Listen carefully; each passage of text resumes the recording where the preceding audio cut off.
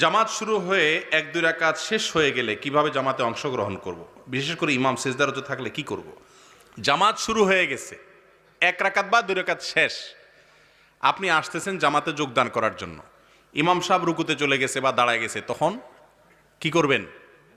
আস্তে আস্তে হাঁটবেন না খেচে দৌড় দিবেন? কি বলেন? জামাত শেষ হয়ে যাচ্ছে, তখন কিভাবে যাবেন? আস্তে আস্তে যাবেন না জোরে যাবেন? এসব তো শিক্ষিত মানুষ দেখা যায়। মাশাআল্লাহ মাশাআল্লাহ, এই এলাকায় মানুষ কোরআন হাদিস সম্পর্কে ভালো জানে, বোঝা গেছে। আস্তে আস্তে যাইতে হবে। তা আমাদের দেশে সাধারণত দেখা যায় ইমাম সাহেব রুকুতে চলে গেলে দৌড়টা দেয় কি পাগলা দৌড়। কেন দৌড় দেয় এরকম জানেন? জামাতের প্রতি মহব্বতের কারণে। ইমাম সাহেব রুকুতে চলে গেছে, আমার ছুটে গেলে একটা আমল ছুটে যাবে, এই জন্য দৌড় দেয়। হইতে পারে, কিন্তু বেশিরভাগ ক্ষেত্রে যেটা হয়, আল্লাহ মাফ করুক, সেটা হলো যে ইমাম সাহেবরা রুকুতে যায় দৌড়তে পারলে এই রাখাটা আর পড়া লাগবে না, বাসলাম বাবা, ঠিক না? এই জন্য দৌড়টা দেয়। কিন্তু দৌড়ের স্টাইল দেখে মনে হয় আল্লাহর ইবাদতের জন্য কত পাগল বেচারা, কি দৌড় দিছে। আসলে বাঁচার জন্য, এক রাকাতটা সংক্ষেপ করার জন্য। আউযুবিল্লাহ, সদুদ্দেশ্য আছে। এই জন্য দেখা যায় রুকু থেকে উঠে ইমাম সাহেব দাঁড়ায় গেছে বা সেজদায় আছে, তখন কিন্তু কাউকে দৌড়াইতে দেখা যায় না। যায়? কেন যায় না? কারণ এটা ধরে লাভ কি, রাকাত তো আর পাবো না, ঠিক না? অথচ ইমামকে যে অবস্থা পাবেন সে অবস্থায় গিয়ে ধরবেন, দৌড় দিবেন না। দৌড় দিলে নামাজের মনোযোগের খেলাফ হয়। আপনি যদি প্রধানমন্ত্রীর সাথে সাক্ষাতের সুযোগ পান, প্রধানমন্ত্রী পরের কথা, আপনার আসলে এমপি সাহেবের সাথে সাক্ষাতের সুযোগ পান, আপনাকে কেউ নিয়ে গেছে, দোস্ত চল এমপি সাহেবের আমি পিএস, তোরা আজকে দেখা করে দিব। আপনি এমপি সাহেবের কাছে যাওয়ার সময় কেমনে যাবেন? দৌড়াইতে দৌড়াইতে দৌড়াইতে দৌড়াইতে হাঁপাইতে হাঁপাইতে ভিতরে এরকম হাঁপাইতে হাঁপাইতে বলবেন, এমপি সাহেব আসসালামু আলাইকুম, ভালো আছেন, এরকম করবেন? এরকম করলে এমপি সাহেব তো দূরে একটা কষায় চড় মারতেও পারে। এটা বেয়াদব নাকি রে? এরকম করে আসে নাকি কেউ? আপনি কি করবেন?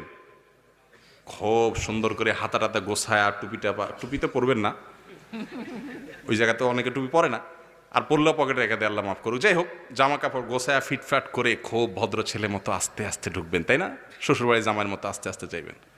তো সবই তো বুঝেন, মাশাআল্লাহ। আল্লাহর দরবারে দাঁড়াবেন, দৌড়াইতে দৌড়াইতে এবার যায় হাত বাইন্দা হাঁপাইতে থাকে।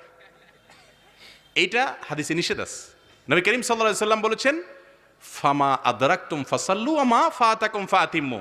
আস্তে আস্তে আসবা নামাজ পড়তে, আসতে গেলে যতটুকু পাও ততটুকু পড়বা, যতটুকু ছুটে যায় ততটুকু পরে কাজা করবা, পরে আদায় করবা।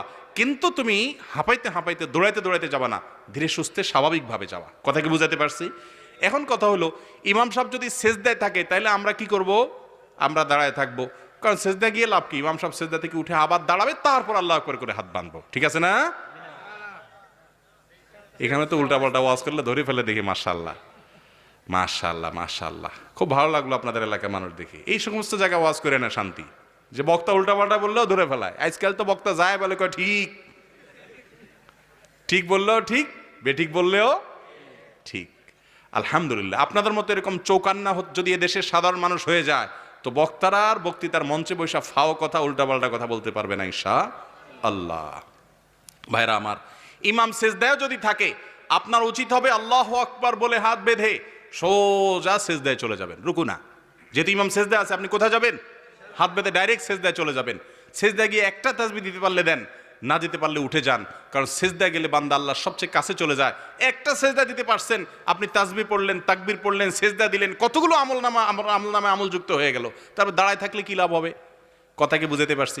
অনেক লোকরে দেখবেন মসজিদে গিয়া ইমাম সাহেবরে সেজদা পাইলে দাঁড়ায় থাকে বোকার মতো, দাঁড়ায় আবার ইমাম উঠে তারপরে এবার হাত বাঁধে।